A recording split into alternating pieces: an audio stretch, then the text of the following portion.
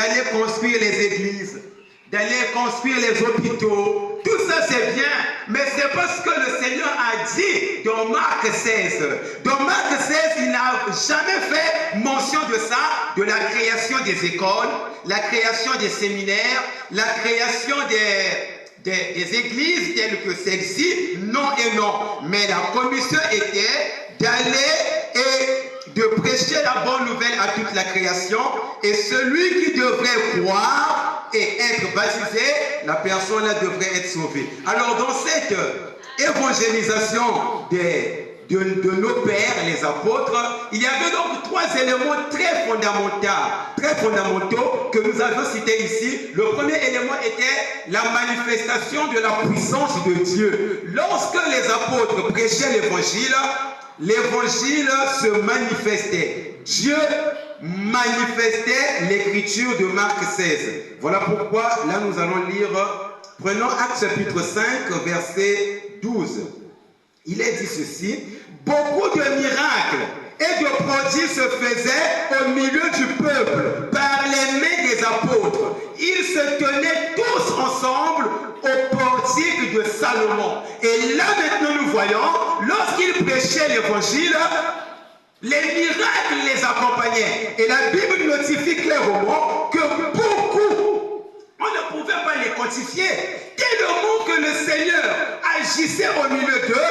Et la Bible notifie simplement, il y avait beaucoup de miracles et de prodiges. Et dans des miracles et des prodiges, il y a les guérisons, il y a des résurrections et beaucoup de choses qui se passaient, montrant que la parole de Jésus était vraie. Et si nous croyons nous aussi aujourd'hui, ces miracles devraient obligatoirement nous accompagner.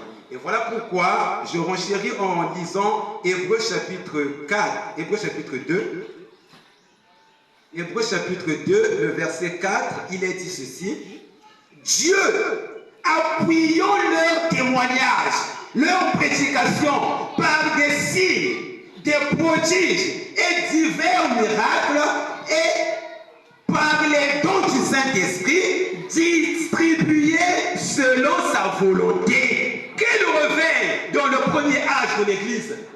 Juste à la naissance de l'Église du Saint-Esprit, comment le Seigneur manifestait sa gloire. Et un autre élément, c'est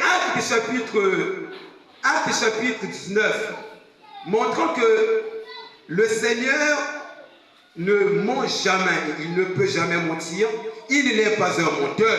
Sa commission est vraie et il tient à sa parole pour l'accomplir. Actes 19, 8 à 12, il dit: ensuite,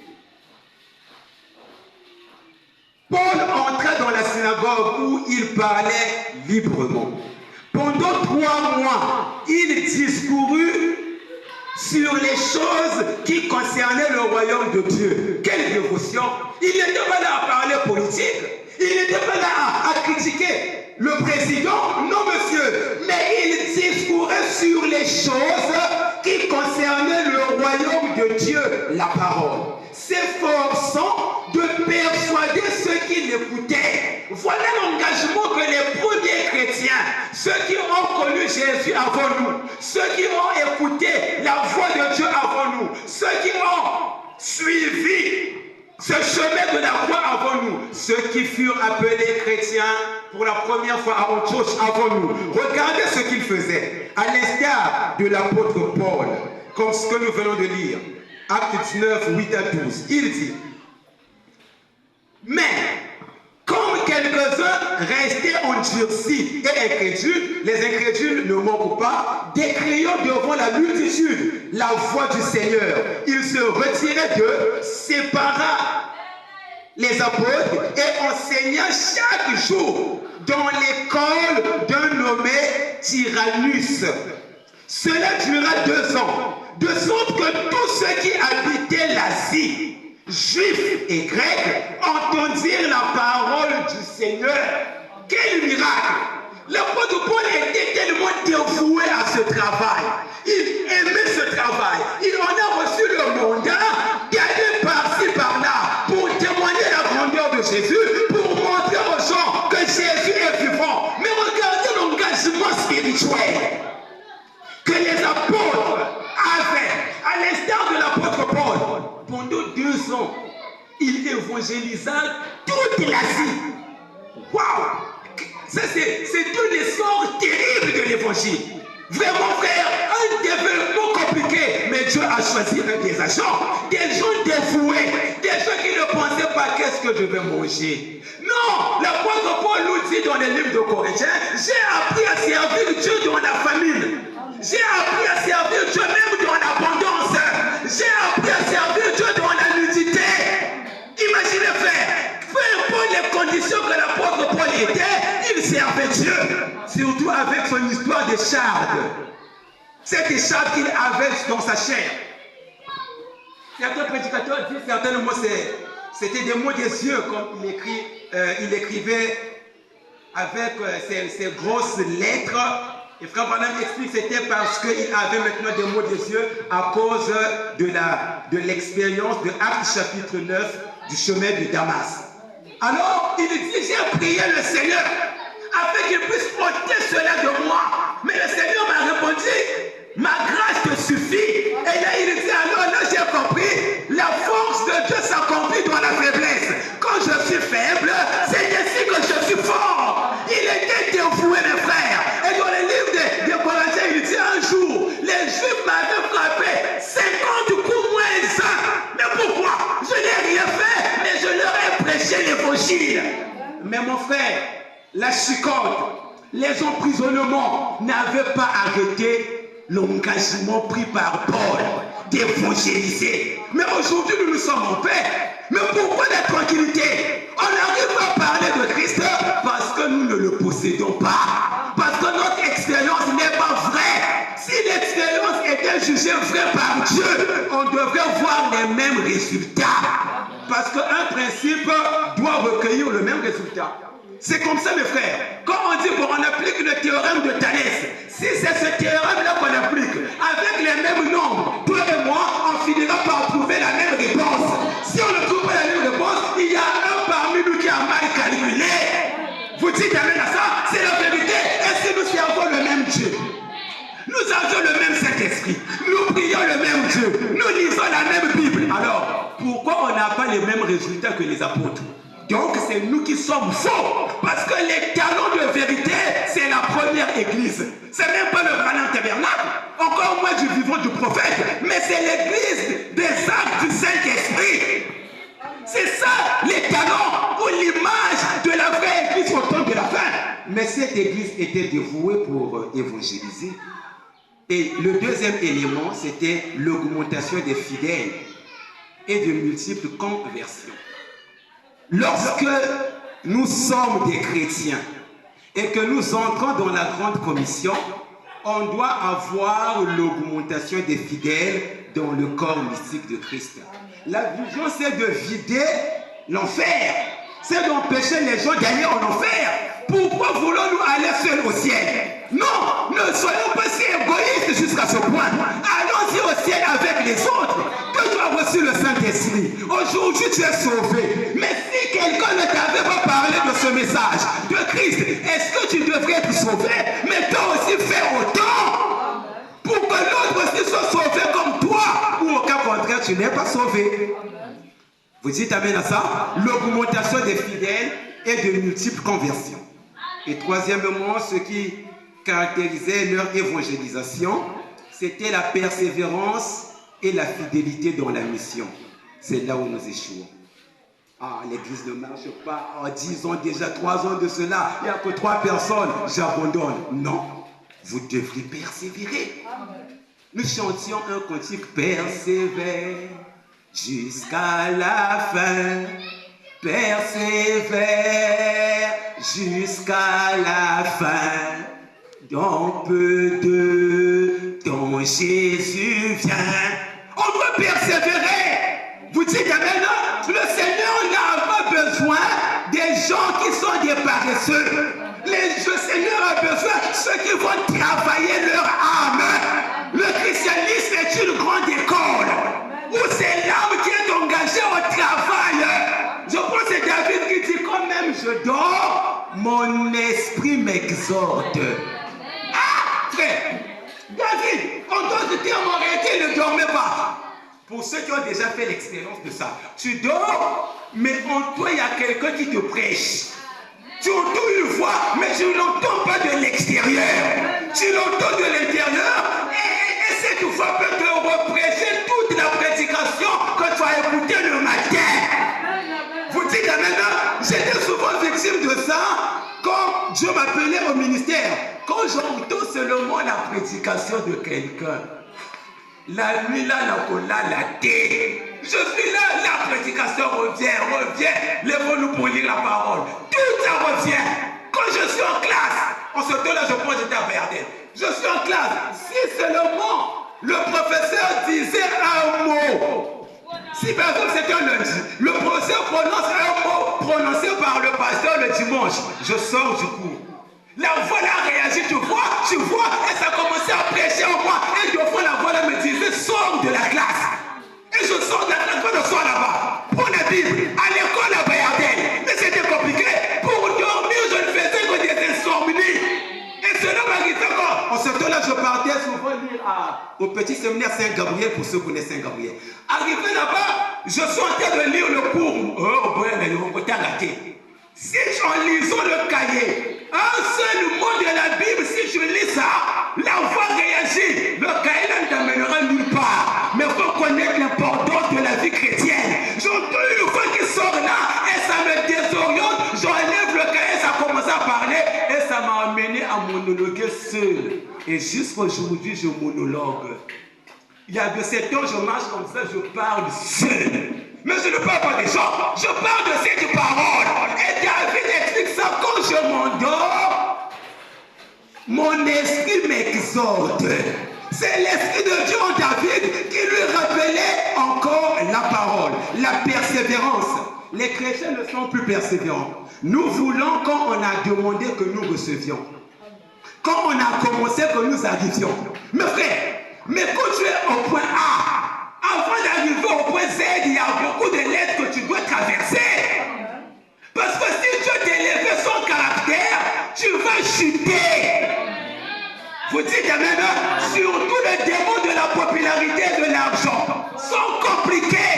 Quand l'église devient grand, frère, tu te vois comme étant Jésus, comme étant roi. Quand tu entres, pardon, tu me dis la manière. Et de fois, c'est pas pour Christ. De fois, c'est pour l'homme. Et tu commences à s'enorgueillir.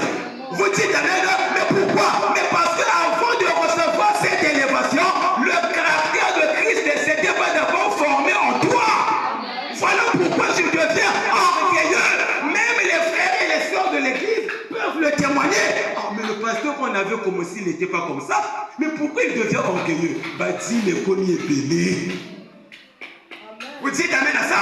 Et mon frère, ma soeur, le Seigneur ne peut pas nous élever s'il n'y a pas un caractère. Voilà pourquoi un vrai maçon ne peut pas commencer l'élévation des briques s'il n'a pas encore posé la fondation. Il doit creuser, mais demandez-lui. Oh, mais ça va élévation du mur. Vous savez, puis ouais, il dira, bon, il boit dans 2 jours.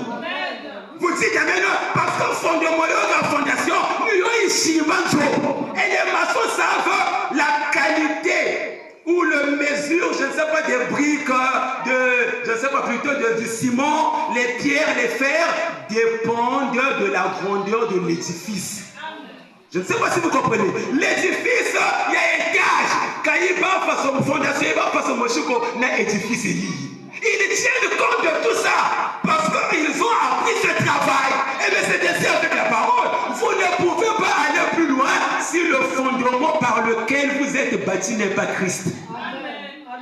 Vous dites maintenant, si vous servez Dieu par un but lucratif, vous êtes faux pour commencer.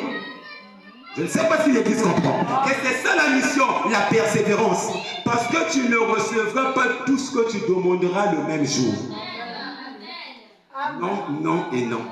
Même si tu as une foi comme la foi des bouledogues, même si ta foi est compliquée comme celle d'Abraham, mais sache-le, il y aura des choses que tu recevras à l'instant même, mais d'autres choses demain.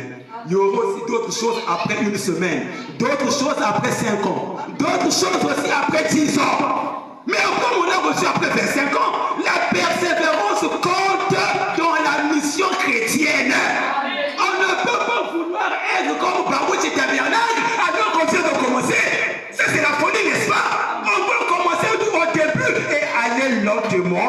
avec la formation du Saint-Esprit. Vous dites Amen. Mais peut-être le pasteur, votre pasteur n'a pas la capacité de diriger 100 personnes. C'est aussi une capacité préordonnée par Dieu. Tout ça, ça compte.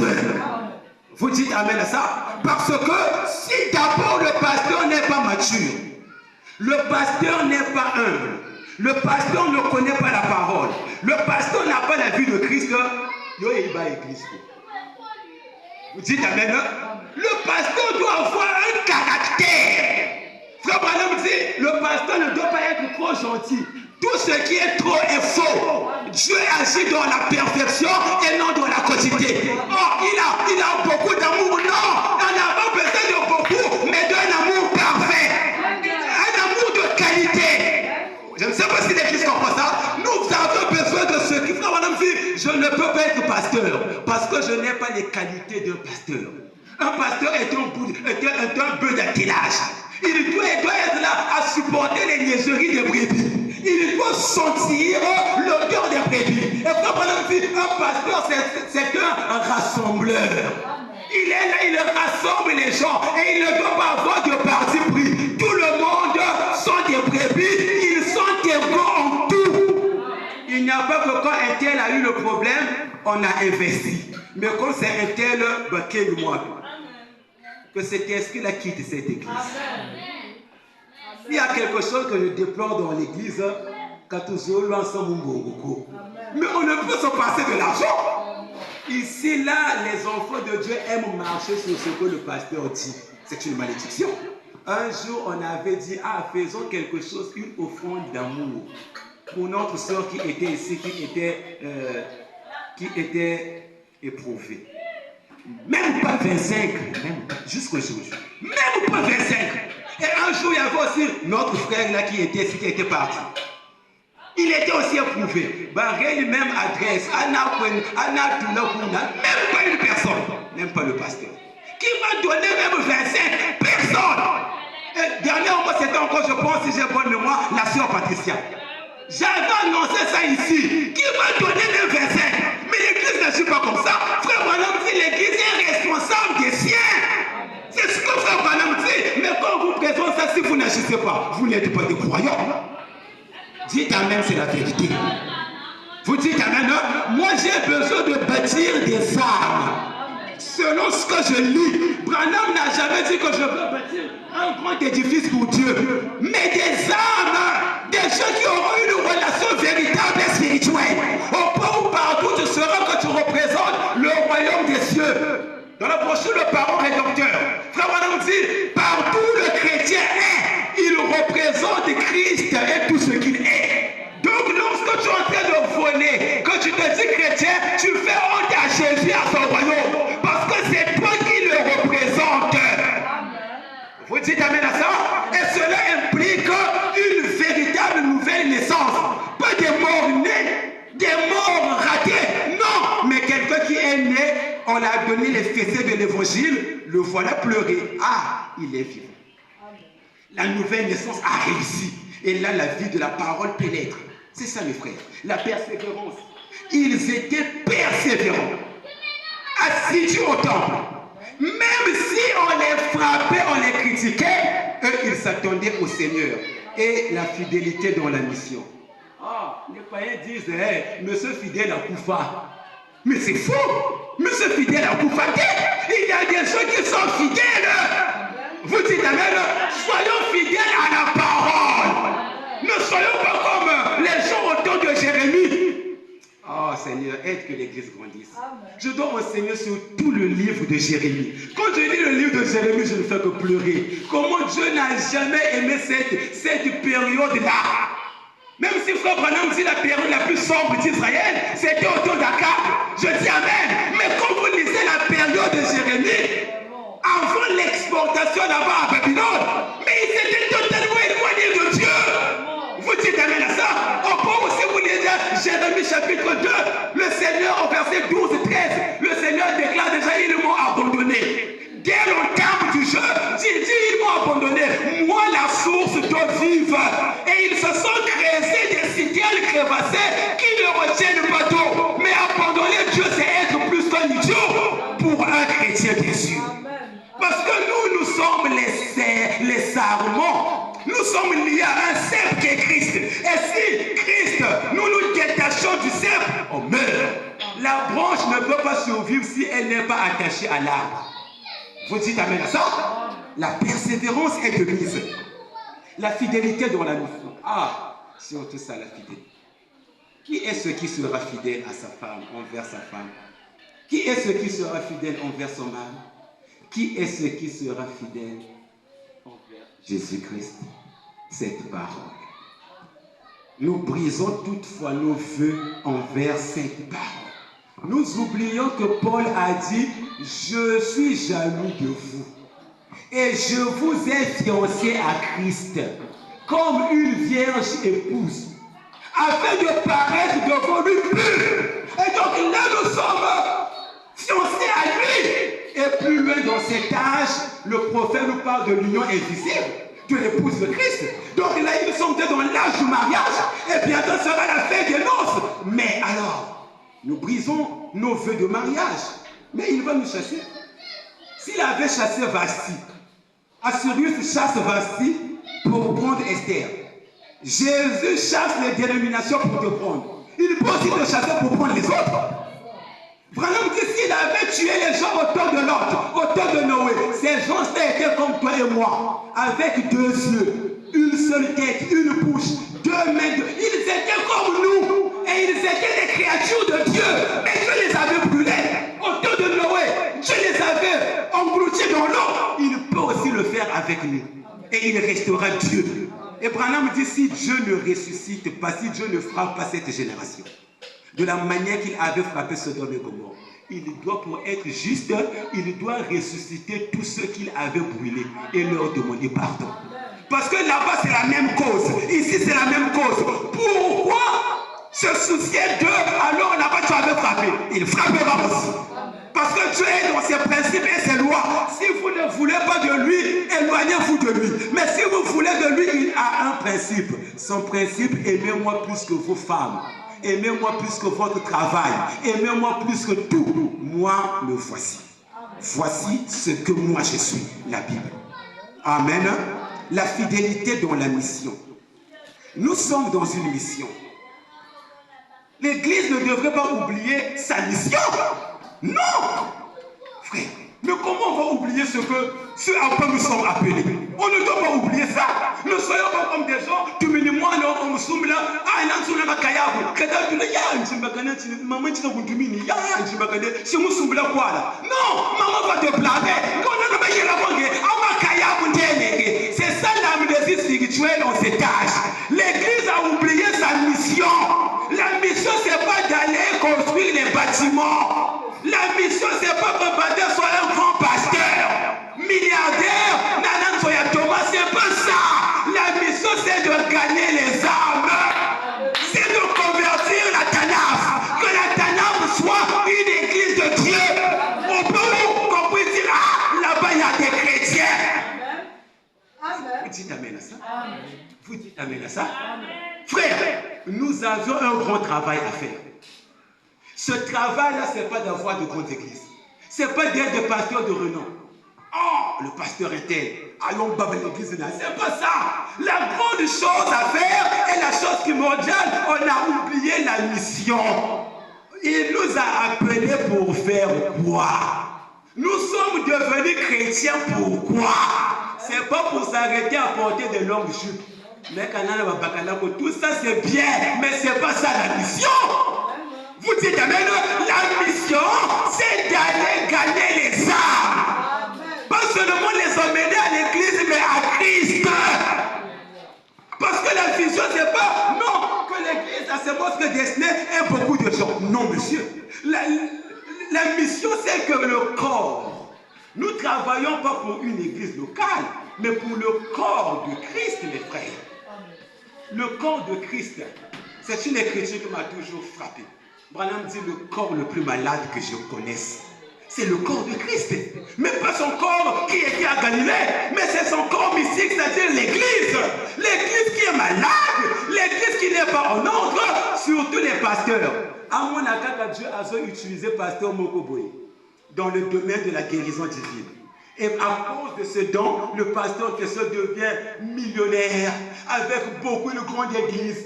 Et le pasteur là, qui ne connaît pas sa position, va commencer à prier. Oh Seigneur, manifeste-moi le don de guérison pour que moi aussi je sois puissant dans la guérison, comme le feu Barouchi.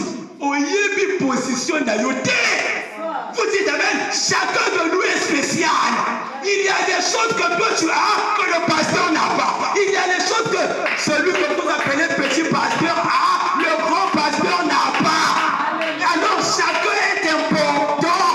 Je ne dirai pas à mon oreille d'écrire au tableau. L'oreille ne pourra pas. Vous dites amen. Mais à l'instant même j'ai besoin d'écrire. Oh non, l'oreille est plus important que mes doigts. Bon, comme il y a un outil important, ça c'est Kokoma. À Kokokate. Nous ne sommes que ce que Dieu nous a donné. Vous dites amen à ça. Le corps de Christ est un corps malade. Les gens ne connaissent pas leur position. D'abord, en Christ, tu ne connais pas ta position. Dans l'église locale, quand il y a une personnalité. C'est ça la maladie. Vous dites amen. Le frère fait tout ce qu'il veut. Le frère fait tout ce qu'il veut. Mais est-ce que c'est ta position? Et tu lui demandes, quelle est ta position dans le corps? À y éviter. Quelle est ta position dans l'église locale? À y éviter. Non!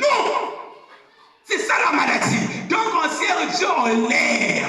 On ne connaît pas là où Dieu nous a placés, où il nous a positionnés. Le corps de Christ est très malade. On a oublié la mission. La mission, c'est d'aller évangéliser. C'est de prêcher la parole à toute la création, afin que les gens reçoivent la parole. La fidélité dans la mission, c'est là où je suis. Mon frère, deux fois nous commençons bien, mais on termine mal. Or, je pense, c'est la Bible qui le dit, vaut mieux la fin d'une chose que son commencement. On commence très bien. Mais nous sommes comme l'esprit qui a frappé nos frères dans l'âge d'Éphèse. Éphèse veut dire lancer et relâcher. Ils avaient bien commencé avec Dieu, avec la ferveur de l'esprit. Mais la finalité était laquelle? Les appelés, les disciples, les chrétiens du premier âge de l'Église avaient failli. Les voilà retournent dans les choses du monde. Les voilà relâchés. Mais où est votre zèle? C'est ça, c'est la maladie qui a détruit la Odyssée. La Odyssée qui n'a pas de zèle. Au point où Dieu dit, mais tu es mort. Viens acheter de moi la colline. Afin de ouvrir tes yeux, tu es aveugle, nu, misérable, pauvre. Et tu ne le sais pas. Et comme l'église est misérable, pauvre, nue, elle ne le sait pas, elle ne peut pas accomplir la mission.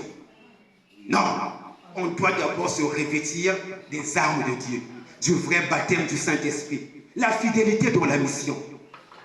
Nous déroutons. Nous ne sommes pas fidèles à la mission parce que nous n'aimons pas Dieu. Lorsque nous sommes fidèles à la mission, nous aurons la révélation qu'on ne peut pas mieux agir dans cette mission si on n'a pas reçu une bonne formation. Tout commence par la formation. Voilà pourquoi personne ne va te recruter ce qui est lié au salaté. Tu dois d'abord être formé, tu déposes un dossier, on regarde ton CV. Et par rapport à ça, et dans d'autres sociétés, même si on t'a appelé, même si le CV leur a intéressé, mais va passer sur le test. Toi, tu as fait l'informatique. Toi, tu as fait ça. Oh, j'ai fait la comptabilité. J'ai fait ceci. Ok, prends l'outil informatique. Allume-le. Moi, toi, ça, le comptabilité, il est bien. Si, va appeler ça quand ordinateur. Mon frère, ta théorie, là, quand tu es ici, là, ne serait pas recrutée. Parce que l'outil qui te permet de travailler dans ton domaine, c'est l'outil informatique. Même quand ils sont limités. Alors, on ne peut pas te prendre. Voilà pourquoi la formation est de mise. On a souvent mon salaire qui va former. Dieu n'est pas dans le désordre, le surnaturel, frère, même s'il a évité Dieu. Non, Dieu m'a compris. On doit recevoir la formation. Et quand nous venons à l'église, c'est pour se former. Nous venons nous former afin que nous passions, que nous puissions montrer ce à quoi nous avons été formés. Vous dites amen à ça? Mais pourquoi pour les enseignants, la formation est toujours continuelle? Et donc, nous qui sommes là, les instructeurs viennent nous agacer. Tu fais ton cours là, bon, ils viennent là pour suivre ton cours, à la fin, ils ont toujours à dire. Mais ils ont un but, bien te former. Parce que si tu n'es pas bien formé, tu es déformé. Et toi, avec ta déformation, tu vas déformer les enfants d'autrui. Quand umwana utamba kulekolo zoba kwatela ayanda bowe zoba womulongesa wehulu et comme womulongesa zoba buzoba ya professeur du côté de mwana. Donc celui qui enseigne doit être formé. Le pasteur doit être formé. Il n'y a pas d'examen. Mais Dieu doit lui donner un caractère. Parce que le pasteur ne doit pas être wouloulou. On fait ça, oui, on fait ceci, oui. Pas de caractère, non. Donc le pasteur peut dire bon, gauche. Toute l'église dit non, non, fallait que droite. Le pasteur décide gauche. Et tout le monde va se embaucher. C'est pas que le pasteur est dirigé. Mais bon, il faut être assez bon. Bon, pasteur, non, Dieu dit, Dieu même va t'enlever de là. Vous dites amen à ça? La formation est importante. Nous devions être formés. Quand nous sommes formés en rapport, merci frère, en rapport avec la mission que Dieu nous a donnée. Déjà, quand quelqu'un est formé par Dieu, Dieu met en toi une richesse qui ferait que les autres soient captivés par ça. Mais en réalité, qu'est-ce qui fait que tu viennes ici? Parce que, charnellement parlant, le discours te plaît d'abord. Je ne sais pas si vous comprenez. Le discours te plaît et tu es d'accord avec ce qui se dit. Parce que si tu n'étais pas d'accord, revenir ici, c'est être soba. Parce que c'est une question de l'âme. Donc ton âme est certaine que ce que j'entends, ce sont les paroles de la vie. Et c'est ce qui fait que tu reviennes. Au cas contraire, tu ne reviendras plus. Et ça, c'est la formation. Et cette formation, Dieu forme le pasteur. Dieu lui donne la doctrine. Dieu lui donne la vision. Dieu lui donne la commission. Dieu lui donne la parole. Et c'est ce qui ferait qu'il se déverse dans l'église. La fidélité dans la mission. Dieu nous a donné une mission. Mais nous devrions entrer dans le terme du jeu. Et l'évangélisation est plurielle. J'avais déjà dit ça à l'église ici. On doit entamer toutes les stratégies possibles dans un seul but, parvenir à gagner des âmes. Parvenir à gagner des âmes. Comment faire? Ne faisons pas quelque chose de frauduleux, mais que tout soit conforme à la parole. Mais on peut entamer des stratégies qui feront que les âmes soient gagnées à Christ. C'est comme ça, mon frère. S'il s'agit même de dépenser ton argent chaque dimanche pour emmener quelqu'un, fais-le. Le Seigneur va te rembourser ça un jour. Parce que la chose, on doit rester fidèle à la mission. Gagner les âmes. Continuer à parler de Christ. Continuer à parler de Christ jusqu'à ce que nous irons. Alors, quand Christ entre en nous, il inonde nos cœurs de sa présence. La présence de Dieu doit inonder ton cœur. Tu dois être certain que c'est Jésus qui remplit mon cœur. Et quand tu es certain de ça, tu ne peux plus te taire. Cette chose qui t'a rempli en toi fera que tu puisses parler du salut à quelqu'un d'autre. Voilà pourquoi je vais lire le prophète rapidement. Et que j'ai enseigné l'Église à croire le prophète plus que moi. Le prophète. Dans la brochure, l'Église s'en ira-t-elle avant la tribulation?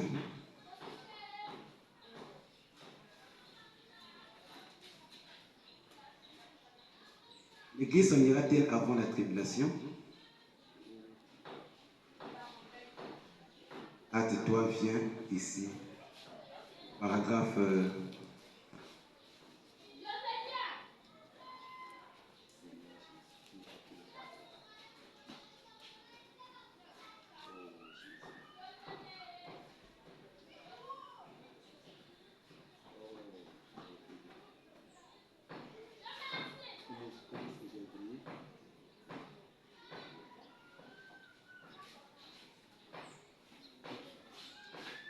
Paragraphe 65, merci. Il dit,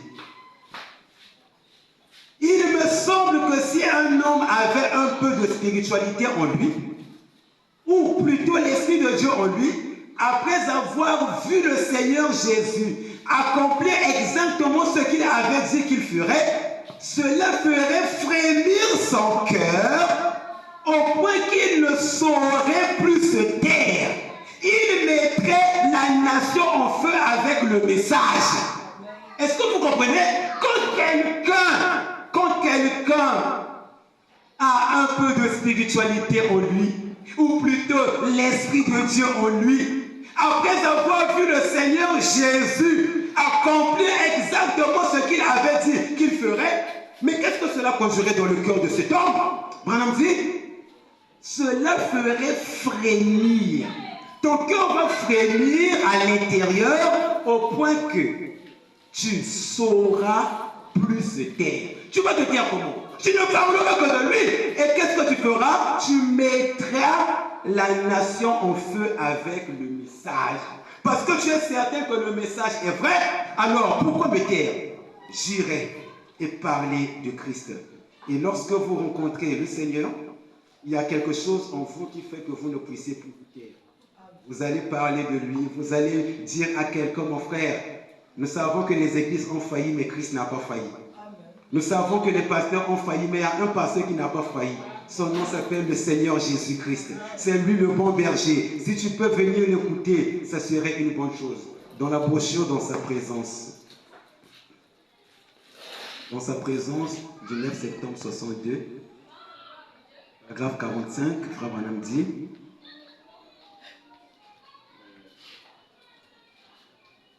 elle l'a reconnu. Elle n'a plus posé une seule question.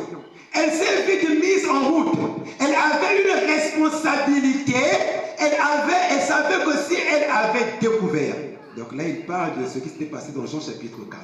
Elle savait que si elle avait découvert cela et qu'elle était entrée dans la présence de Dieu, elle avait le devoir d'en parler à quelqu'un d'autre.